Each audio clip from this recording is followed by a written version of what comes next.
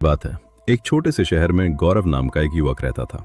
वो बहुत ही आलसी था और अपने जरूरी कामों को हमेशा टालता रहता था।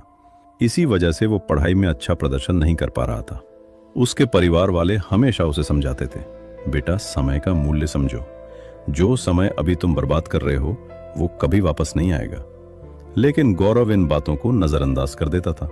वो सोचता, अभी तो बहुत समय है, बाद में कर लूंगा। पढ़ाई के लिए वो शहर गया, लेकिन उसकी आदतें नहीं बदली।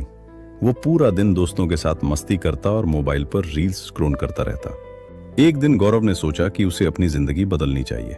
उसने तय किया कि वो शहर के एक बुद्धिमान बुजुर्ग व्यक्ति से मिलेगा। वो बुजुर्ग आदमी पेड़ के नीचे बैठकर ध्यान कर रहा था। गौरव ने उन्हें नमस्कार किया और कहा, मुझे आपकी मदद चाहिए। मैं जिंदगी में बार बार असफल हो रहा हूँ। मेरे दोस्त मुझसे आगे निकल जाते हैं और मैं पीछे रह जाता हूँ। मैं भी सफल बनना चाहता हूँ, मुझे रास्ता दिखाइए। बुजुर्ग व्यक्ति मुस्कुराए और बोले, बेटा तुम्हारी समस्या ये है कि तुम अपने कामों को टालते रहते हो और समय की कदर नहीं करते।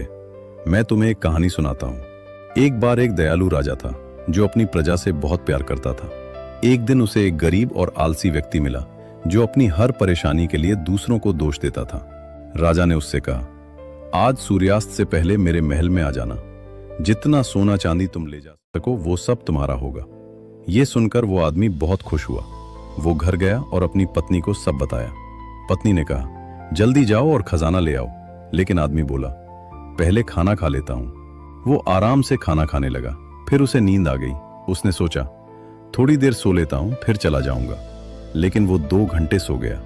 जागने के बाद वो भागा, लेकिन रास्ते में गर्मी से परेशान होकर पेड़ के नीचे बैठ गया। ठंडी हवा चली और वो फिर सो गया, इस बार 4 घंटे के लिए। जब वो उठा तब तक शाम हो चुकी थी।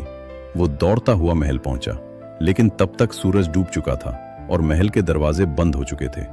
उसने एक सुनहरा मौका खो दिया, सिर्फ इसलिए क्योंकि उसने समय की कदर नहीं की।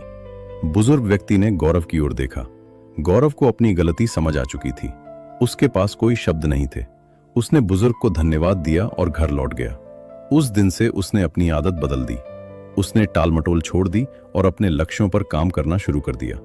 कुछ ही समय में वो अपने सभी दोस्तों से आगे निकल गया और कॉलेज का सबसे होनहार छात्र बन गया। सीख, समय इस दुनिया की सबसे कीमती संपत्ति है। अगर हम इसे बेकार की चीजों में बर्बाद करते हैं तो अंत में हमारे पास सिर्फ पछतावा रह जाता है। इसलिए आज से ही अपने समय का सही उपयोग करें।